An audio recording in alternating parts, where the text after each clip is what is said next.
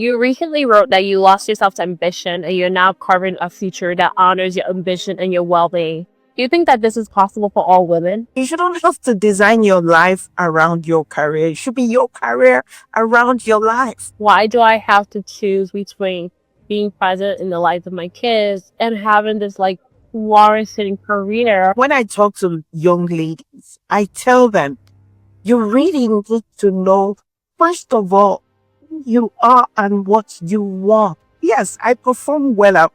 I'm a high performer. That's how I've always been. But I thought, do I have to give up one for the other? No, a lot of women they want to feel good about what they're doing. Are you prepared to take a pay cut? So we're about to get into the content and this is really gonna be good. But before we do, I have one favor to ask and one favor only. Please like this podcast. Please subscribe if you haven't done so already. Please share with your social media audience, with your family, with your people. Share, share, share. Thank you, and I really appreciate it. This week's verse of the day is Ecclesiastic 3, verse 1. There is a time for everything and a season for every activity under the heavens.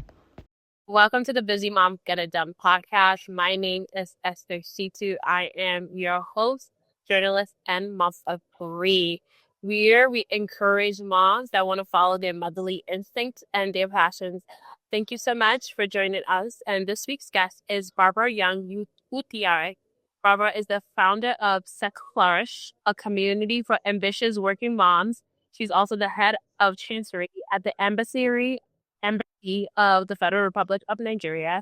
She also works as a foreign service officer at the Ministry of Foreign Affairs. She is so busy, so it is such a pleasure to have her join this podcast. Thank you so much for joining us, Ms. Barbara. Thank you so much for being here. I'm excited to be here finally. So I like to start by asking my guests to kind of go into their childhood and get into the weeds of as a child, 8, 9, 10. How did you envision motherhood to be? What was your perception of motherhood? Was it something you were like, I don't want to do this ever? Or was it something where you're like, this was interesting? Well, growing up, or when I was a child, I never really thought about motherhood. I was more focused on achievement. The reason I was that way was because I grew up with a single mom and she was very career focused. So my mom worked in ExxonMobil, which is one of the biggest oil and gas firms in the world. And she was so focused on her career. So that was all I ever imagined. My mom wasn't with us a lot at home because she was usually at the office, or traveling for work. So I grew up around housekeepers, drivers, we had everything except my mom, So growing up, I never thought about, oh, I would love to have a family and kids. It was more, I want to be a CEO. I want to be at the top of an organization. That was it for me, really. And so as you grew older, you wanted to be a CEO. What led you down to the career path that you now have? Wow, that took a lot of pivots. When I started out, I was supposed to be, I grew up planning to be a lawyer. So I started out thinking, okay, I'll go to university, then I'll go to law school. But it didn't work out that way. I actually started out in banking before I graduated. I've worked in several banks outside of Nigeria, but it didn't work out that way. And along the line, I lost interest in law school, not because I didn't think law was a good career, but because I wasn't sure of what I wanted anymore. I started developing this feeling of I like to help ladies. it wasn't men. I never had interest of helping everybody. It's always been, I love to help young ladies do well, feel good, feel more confident about themselves. And I'm talking 2005, 2006, I started having these feelings. So by 2009, I started to write on this I don't even know if it exists anymore. Then it was called Blogspot, and then it became Blogger. I started to write to help young women. I was talking about a lot of different things, but focusing more on women's economic empowerment, how they can do well at the office. I started developing that urge. Well, I didn't develop it, it was innate, it was right in there. And so I started writing, but there was no direction. So come 2010, when I left school, I didn't bother with law school anymore. I wasn't interested in law school. I felt what I needed to do, what I wanted to do was to help women because I felt I didn't have that help. So that was the direction I started to take. So by 2010, 2012, 2013, I was already in. It seems like what you were doing found you, right? It came from your passion, and then it's like you kind of landed into where you're supposed to be ultimately. Exactly. So I know you said that you were focused as a young person, as like you want to be the CEO because that was who your mom was. She focused on her career. How did mother then found you? How did she become a mom? That is actually a beautiful story now, thinking about it, because, like I said, up until that point, and I had my daughter in my 30s, not 20s, I met my husband and, I mean, then my boyfriend, and I don't know, we just fell in love. We just clicked. Everything worked, and it was just, yes, I would love to have a family with this person. Before that, it wasn't anything I thought about. I didn't care for it, but I met my husband and I felt I would love to have a family. And my husband just said it one day. He said, I want us to have a family together. And that was it. Yeah, it was actually a conversation. And that was it. And yeah, here we are going almost 12 years. Congratulations. 12 years is a long time. 12 years is a long time. I love the fact that you said that it was a conversation. Because I think that multiple times, and I was guilty about this, like we don't really have that full conversation of what does it mean? We just all fantasize about it, not really delving into like what exactly am I getting myself into? So I love that, and I think, would you advise it for like for those who are like looking to get into like have a conversation, and what would that look like? What would you advise? Because you obviously you encourage young women. It's very important to have that conversation, which is why when I talk to young ladies, I tell them, you really need to know, first of all, who you are and what you want. This is, I went through life before I met my husband, as with most of us ladies, we go through a lot of roller coasters, what we're feeling, what we're not feeling. You meet different people. You're sure today, you're not sure tomorrow. It's a lot. However, I try to teach young ladies first self-awareness. You need to know who you are and you need to know what you want. Else life will move you, hit you, flip you upside over. It will get to a point you won't even know who you are anymore. You doubt all your decisions. You'll be lost. And a lot of us have gone through that. I went through that period many years where I felt lost. I was like, what am I doing? I know I don't want to do law. What do I want to do? And you listen to it, the voices in the world are so loud. And if you don't try to just and really look within, you will be boxed at, like they will box you in with their voices, and you start to believe that those voices are yours. So you really need to step away from the noise. Look within. Who am I? What do I want? What makes me tick? What makes me happy? What am I looking for? These are real questions that you need to ask yourself. And once you do that, the answers you get from those questions now begin to inform the decisions you make regarding the partner you want to stay with. Because trust me, you don't want to be having children with the wrong person. No, don't get me wrong. Things happen. Life happens. People change, goals change, direction changes for whatever reason. You may start out happy with someone and things may change. I understand that.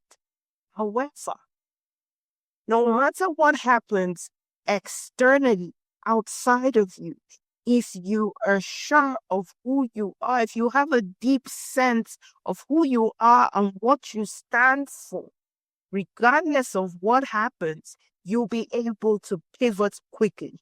You'll be able to adapt to whatever changes come. This is why I start with that. Then you have a partner, you must have this conversation. See, yes, we're in love. Love is good. Love is nice. Or you see, the first 6 months, nice. The first year, nice. And then real life, reality begins to set in. You see all that honeymoon stuff? It changes up. Then you're faced with real hard life. And then you have to work. You have to earn a living. Taking care of kids is not cheap. And that is why you see couples fight a lot over money. Finances is a very tough aspect of life.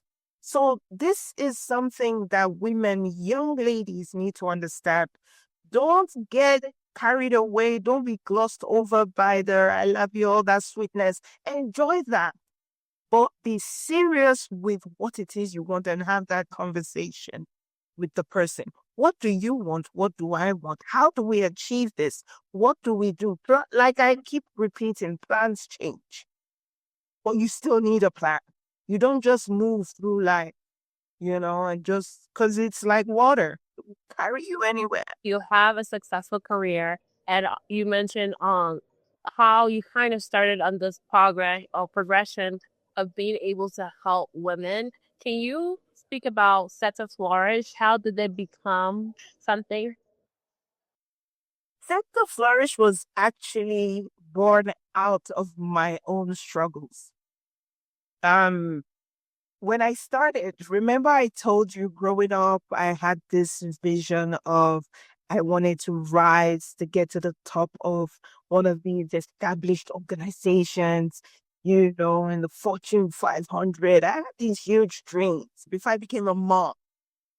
But when I became a mom,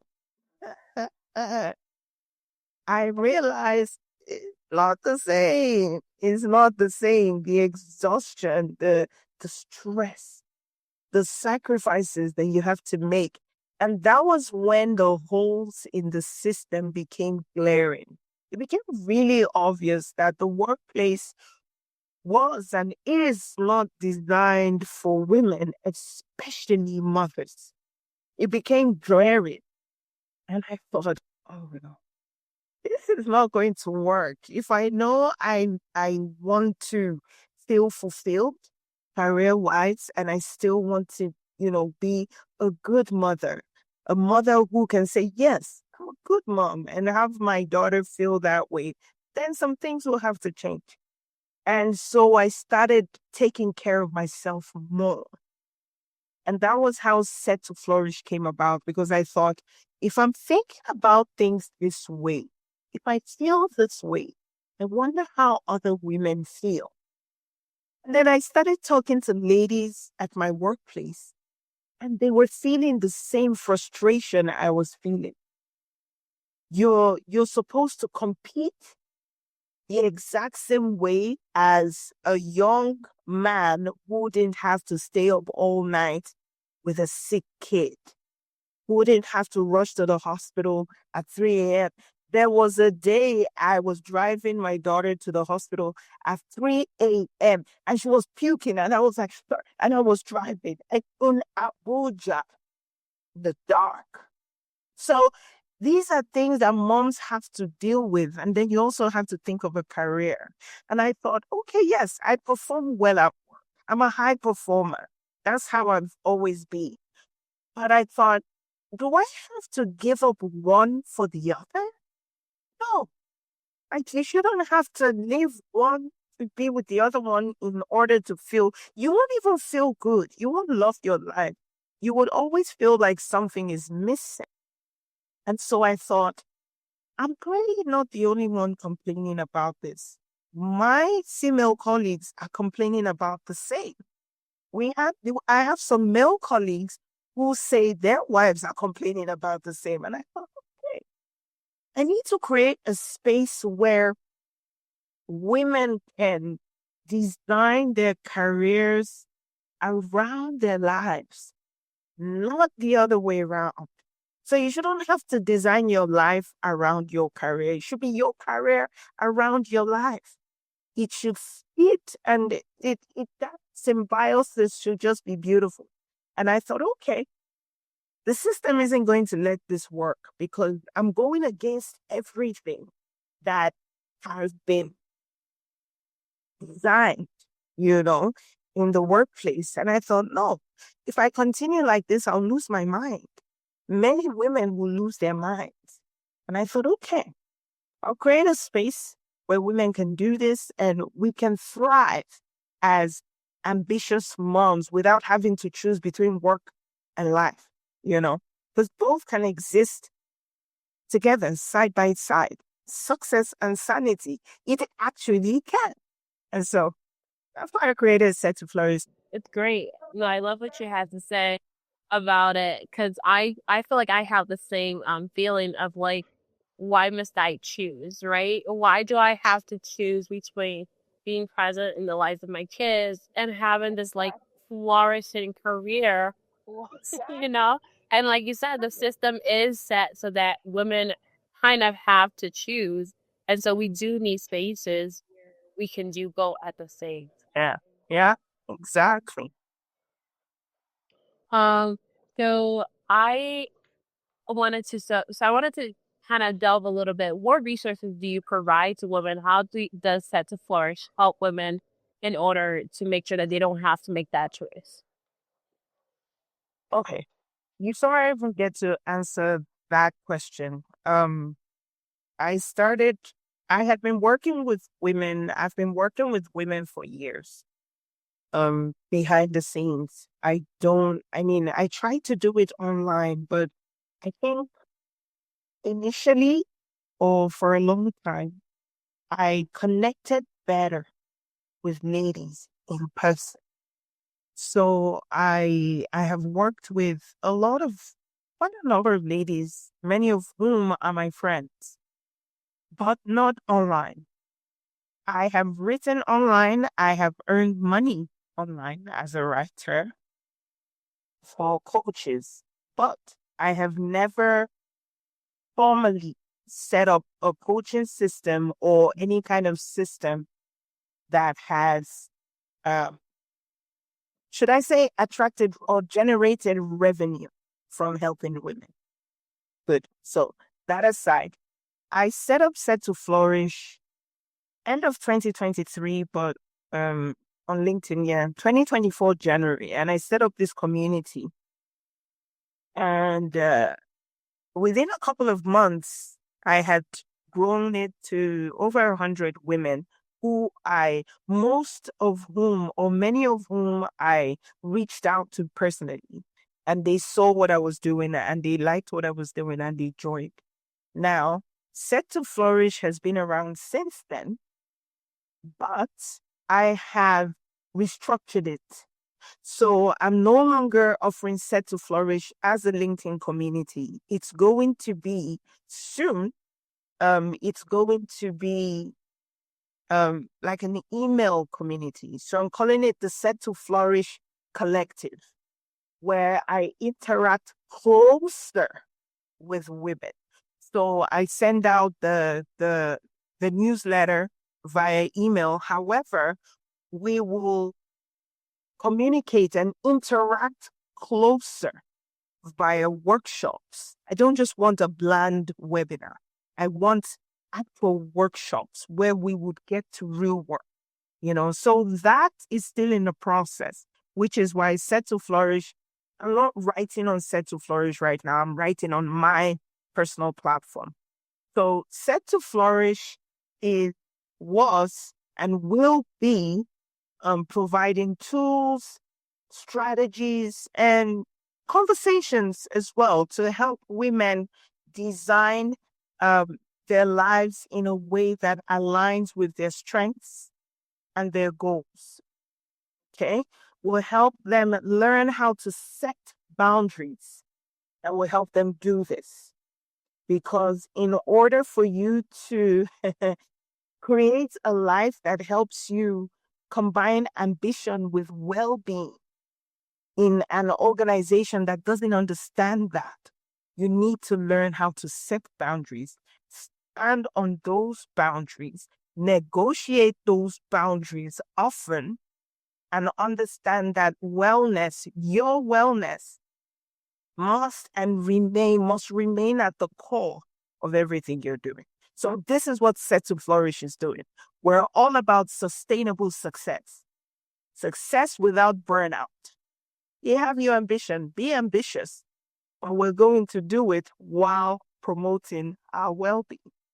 We're not doing a fast fashion, fast success here. It is slow. It's sustainable. It feels good. That's what Set to Flourish is. I love that. And I kind of wonder if you can speak on this idea of taking your time, right? Because I think we live in a society where, and we see it with social media, everyone is showing their highlight reel. You see the successful woman and she still has her kids around her. But like the idea of like, it's okay to take your time to build a foundation to get there, slowly, because like good things does take time. Yes, it really does. It really does. And then that's what we're doing. That's what I am focusing on. That is the main purpose of why I'm here, why I exist. I really understand why I exist now. To help people slow down. You don't enjoy. There's this thing people always say. They say there's just one life. Yes, you have to do. Yes, there's just one life. So live it well. Oh, you only die once. You only live it well. It just, anyway, this is why I'm here. This is why Set to Flourish is here. And hopefully we get as many women as we can. I mean, through my posts and through the polls that I have put out, I've gotten to realize that a lot of women are tired of the status quo. A lot of women want to feel good about what they're doing. They don't just want to be working mindlessly. They don't just, I wrote a post and asked a question.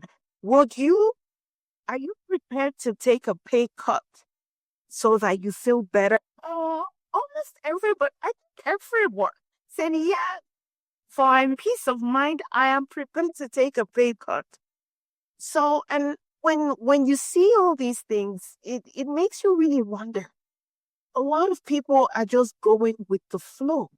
They're just going with what society is dictating, but they don't want it that way. And writing on LinkedIn for the past few months, really focusing on workplace transformation and workplace policy redesign has opened my eyes to a lot of things and a lot of issues that need addressing. you know. And I'm really excited to see how far this goes. And as you can see, I don't offer any products or whatever. I'm focused. I'm so into this. I want to see how far we can push. Because if you don't have these conversations, then no one knows you're thinking it. We're just talking at the office. Oh, I'm tired. Oh, this. Nobody cares. We need to push as a collective and make those who can make these changes hear us.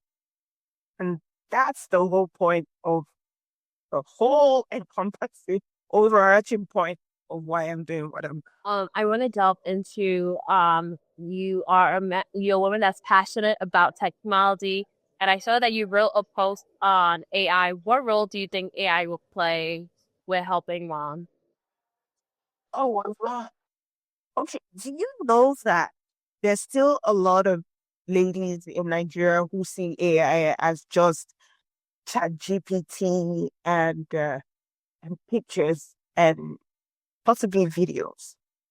When you tell ladies, not just ladies, sorry, when you tell a lot of people in Nigeria that AI can help you, support you in your, health and wellness programs, they don't even understand. They're looking at you like, huh?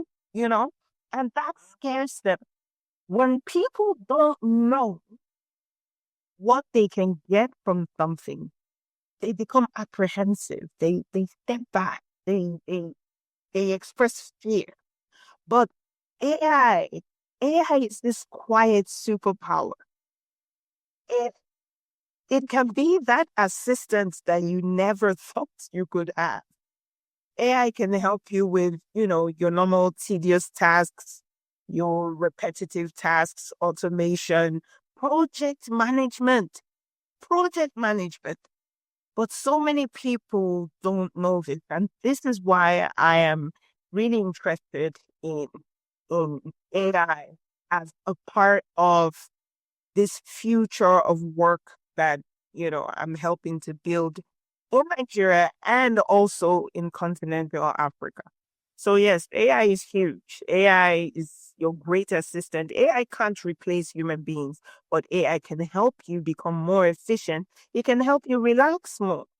The other day, my husband and I were in the store and we were looking at fridges.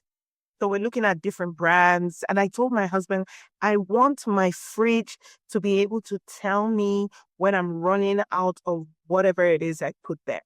And I will have it, connected to my watch or any of my devices, and it will let me know.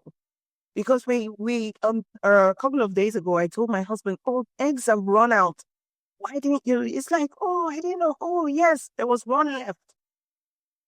The fridge could have just told me that.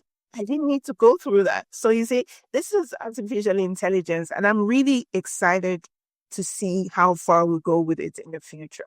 I love that. I love the fact that I like a couple weeks ago, I was like, not Chat GPT, but like Gemini. I was like, can you please just make me a schedule?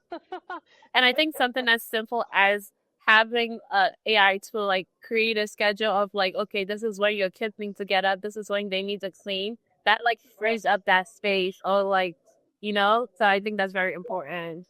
Yeah. So you recently wrote that you lost yourself to ambition and you're now carving a future that honors your ambition and your well-being. Do you think that this is possible for all women? I've been asked this question before. Some people say, oh, yes, fine, it works for you, but it may not work for everybody. We need to understand something. First of all, short answer, yes, it can work for everybody. And I think the reason why some people may doubt this is because they still look at the definition of success the way society shows them. Before you can do this, combine ambition with well being, you must first redefine what that means for you. If you try to bring this whole generic definition of what success or ambition or what well-being or rest or whatever is supposed to be, you would never be able to. Which is why I said earlier, you must first be self-aware. You are an individual. Yes, society can be daunting, it can be intimidating, it can be oppressive, which is why you must understand what you want, why you want, define it for yourself, and accept it. That, yes, okay, this is what I want for my life, and I accept it this way, and I would work towards it this way. Give yourself permission to do that. Once you've accepted that, the next thing is to plan and move with the plans step by step. And you see, you're living it. I'm doing it. And I know a couple of people do it the same. And it's working. But what works for you may not work for the next person. Define it for yourself. What is your ambition? What do you want? Define it. Spell it out. And then we go from there. But until you can define what success or what everything, all that means for you, and there's no going anywhere. As an advocate for moms and for women, what would you say keeps women from achieving their goals? Okay. Okay, I wouldn't say it's hard work because a lot of women work hard. Number one, a deep, and I think I've said this before, so I'll just say it again. A deep understanding of your why. Why do you do what you do? Why are you in the job that you're in? Why do you want this career that you feel you want? Understand, ask yourself deep questions until you can have a deep sense of why. It will be difficult for you to achieve that will meet all your long-term goals. I've been there. I was running around in circles for many years because I wasn't on the path I should have been. I was just going around and around. So, number one, have a deep sense of why. Number two, have a strong support system. Doesn't matter how small. You see how I talked about my husband? My husband is a very solid support for me. Doesn't mean we haven't had issues, whatever, but we get through them together. You need a support system. Your support system doesn't have to be your partner because, like I said, maybe some are single moms or they lost their partners. It can be your family. It can be a group, a support group. Have a strong support system, and then you must learn. Even if you feel you can't, you must learn. Maybe not learn, but you must understand that you can pivot. You are allowed to pivot. You're allowed to evolve without self-judgment, without guilt. I have changed careers. I started working when I was 16. My first job was J. Sainsbury's in London, in the UK. I was 16. This is almost 30 years ago. And I have changed. So you must be able to pivot and evolve depending on the season. Understand that there's seasons for everything. That helps a lot. So, in terms of why, have a strong support system, even if it's just a group that you can join that can help you, that can help you with that support you need for your ambition. And knowing that you can pivot and you can evolve and you can change. Seasons change. I love what you said about seasons. I feel like it is something that I'm now just learning. Like there's a season to go far, there's a season to go fast, there's a season to slow down. And I think like if we look at life through the lens of we are in different seasons, it's hard, but it will help us a lot more to take things easy and slow. But yeah, I love that. Um one of the few questions that I like to round up with is, what sacrifices did you make with motherhood for your career to exist? And what sacrifices did you make with your career for your motherhood journey to be what you want it to be? Okay. Sacrifices. Number one, perfection. Woo-hoo. I had to sacrifice perfection. Remember, I keep saying I started out with this whole idea. I want to be the CEO of so and so company and the this and the that. You can be that, but it may not be that company you're thinking. Like, things are different. You need to understand the mom, ambitious mom. You have to let go of your perfectionist ideas. Let go of perfection. Good enough is actually good enough.